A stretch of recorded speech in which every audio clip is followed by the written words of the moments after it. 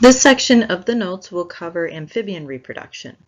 Amphibians are dioecious, so they have separate sexes.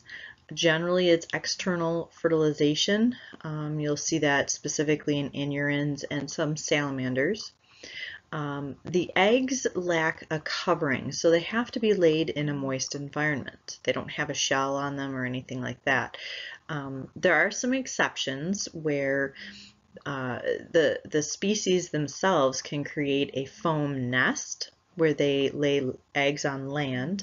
And actually the next slide will be a video clip showing you some frogs, kind of like the bottom left-hand picture, where they're making this frothy meringue looking nest. And it's an interesting adaptation that these terrestrial species have. So this video clip, there's no sound for it, but you can see how these frogs are in amplexus and they are generating the frothy meringue bubbles. And you'll see here with the time lapse how they're both working together and they produce this huge nest of bubbles where the eggs can be laid and protected and they're kept moist and hidden. There are some amphibians that have internal fertilization, some salamanders and the caecilians or saecilians. About 75% of the caecilians have internal development as well. The internal and external fertilization usually results in a tadpole for these amphibians. So they start in one body form and metamorphose into the adult form. And this, like I said before, it reduces competition for resources. The larval form, those tadpoles, are generally herbivorous, so they eat plant material, and then the adults are more carnivorous. The courtship of salamanders is based on olfactory and visual cues. So olfactory deals with the sense of smell, and the courtship of Anurans, which are toads and frogs, is based mainly on vocalization and tactile or touch cues. The courtship of caecilians is not well known, but the males, they know, have a modified cloacal wall to aid in reproduction, and fertilization is internal. And then the Anurans, like the frogs and toads, use something called amplexus, and that's actually what you see the two frogs here doing, that posture that they have where the male grabs the female. That's called amplexus. Vocalization, like we said, is very important in attracting mates in the Anurans. They'll also mark territory using sounds. The calls are very species specific, so it's like they have their own language. They can give distress calls, and hopefully it's enough to scare a predator if they're trying to grab the frog, or to warn others. And it also helps ensure that they find the right species mate. If they don't find the right mate that's the right species, then they're obviously not going to be able to reproduce. But I do have some of the sounds for you to listen to on the next slide as well. Maybe some of them will sound very familiar to you from springtime and summertime. Okay, so I'm going to play you a few of the frog calls and see if you can recognize some of them.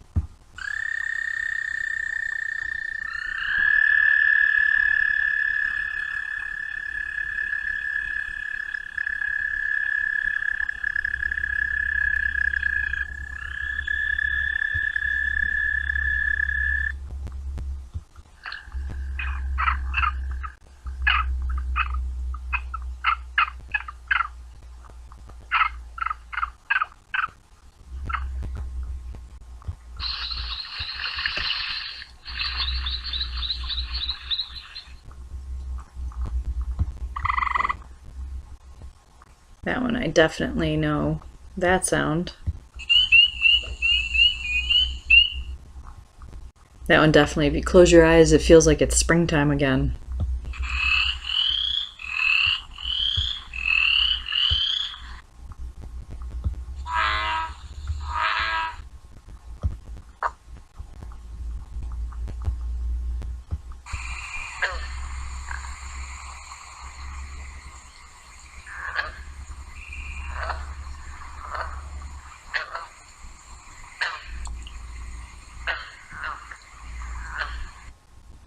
Not sure where this picture is.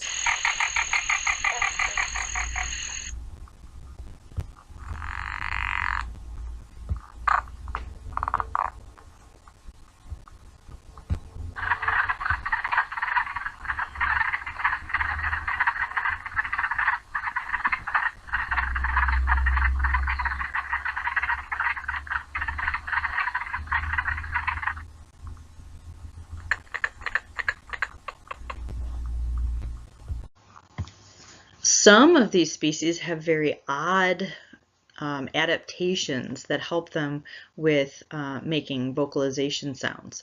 They typically use their larynx and vocal cords to produce sound, but the males also have vocal sacs that they can fill with air from their lungs, and it helps to cause a larger sound, create more vibration, and obviously these two pictures are very telling in how large these sacs can be. They've got good muscle control over their vocal cords, so they can change the tone of their sounds, and they can control the volume. Parental care, so they have babies. Some of them have pretty extensive parental care. It does increase the chance of survival of these offspring. It requires a lot of energy on the part of the parent. And most of the time the care involves just guarding the eggs. Maternal care for the internally fertilized species, in like the caecilians, they have a little bit more care at times. The parental care is possible for the external fertilization species, and they have some odd variety of ways. Some of them use aeration, where they create bubbles for the eggs. They go through a cleaning process, a moistening, predator protection. They'll get rid of the dead eggs. And then I do have some other interesting things that they do as far as parental care. For example, the top right-hand picture, this is an extinct species, but this would protect the young in their mouth or in their stomach. And sometimes they would swallow like the fertilized eggs, and then they would develop in there. But they're really not sure because they're gone, so they can't study that particular species anymore. The bottom picture is showing a Suriname toad where the eggs are embedded in little pouches in their skin, and then they actually kind of give birth sort of out of these pockets. And I have a video clip to show you that too. It's kind of odd looking, but interesting. In the course of 500 million years of evolution, some bizarre ways to help newborns have been tried. A Suriname toad has eggs that hatch in pockets on her back. Skin care, as it were. They have grown into tiny toads and are now leaving home. Her hospitality has to be worth it. More must survive. Once out from under her skin, they're off to find food. The next step for pioneering parents. So after the babies hatch from the egg, they are typically a larval stage, or like a tadpole stage. They go through a series of abrupt structural, physiological, and behavioral changes. Anurans have the most dramatic metamorphism, and they wind up growing limbs and lungs. The gills disappear. Their tail gets reabsorbed. They don't have a tail anymore. Their skin gets thicker. Their head and digestive tract have to change to allow them to digest prey, because they go from having a digestive system that can eat plant material, and then it has to evolve into one that can digest more meat-based material. So they go through quite a severe change as far as all the different species of amphibians go. And then this particular species doesn't have to go through metamorphism. The babies are born as tiny little itty bitty frogs, and they just kind of grow and develop from there.